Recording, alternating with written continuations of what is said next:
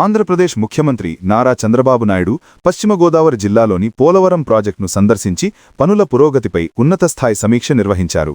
తొలుత హెలికాప్టర్ ద్వారా ప్రాజెక్టు పరిసరాలను ఏరియల్ వ్యూ ద్వారా వీక్షించిన సీఎం అనంతరం హెలిప్యాడ్ వద్ద మంత్రులు నిమ్మల రామానాయుడు, కొలుసు పార్థసారథి మరియు అధికారుల నుంచి స్వాగతం అందుకున్నారు. వ్యూ పాయింట్ నుంచి spillway, coffer dam, buttress dam మరియు ఈసీఆర్ఎఫ్ గ్యాప్ 1, గ్యాప్ 2 పనులను స్వయంగా పరిశీలించారు. ముఖ్యంగా నిర్మాణ దశలో ఉన్న కొత్త డయాఫ్రమ్ వాల్ను ఆయన ప్రత్యేకంగా తనిఖీ చేశారు. ప్రాజెక్టులో ఇప్పటివరకు 87.8% మేర సివిల్ పనులు పూర్తయ్యాయని అధికారులు వెల్లడించారు.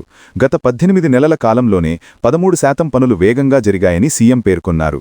దెబ్బతిన్న పాత వాల్ స్థానంలో 1000 కోట్ల రూపాయలతో నిర్మిస్తున్న కొత్త డయాఫ్రమ్ వాల్ను ఫిబ్రవరి 15, 2026 నాటికి పూర్తి చేయాలని లక్ష్యంగా పెట్టారు. పోలవరం ఫేజ్ 1 పనులను మార్చి 2027 నాటికి పూర్తి చేసి డిసెంబర్ 2027 నాటికి ప్రాజెక్టును పూర్తిస్థాయిలో అందుబాటులోకి తేవడమే లక్ష్యమని ప్రకటించారు.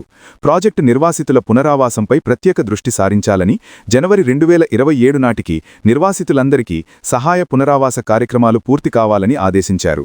ఎడమ కాలువ పనులను త్వరితగతిన పూర్తి చేసి ఉత్తరాంధ్రకు నీరు అందించాలని, అలాగే కుడి కాలువ ద్వారా కొల్లేరు ప్రాంతాలకు నీరు చేరేలా ప్రణాళికలు సిద్ధం చేయాలని సూచించారు. పోలవరం వద్ద ఒక ఐకానిక్ బ్రిడ్జిని నిర్మిస్తామని, దీనిని ఒక గొప్ప పర్యాటక కేంద్రంగా తీర్చిదిద్దుతామని వెల్లడించారు. ముఖ్యమంత్రి తన పర్యటన ముగింపులో మాట్లాడుతూ ప్రాజెక్టు పనులను పర్యవేక్షించేందుకు మే మొదటి వారంలో మళ్లీ పోలవరం వస్తానని స్పష్టం చేశారు.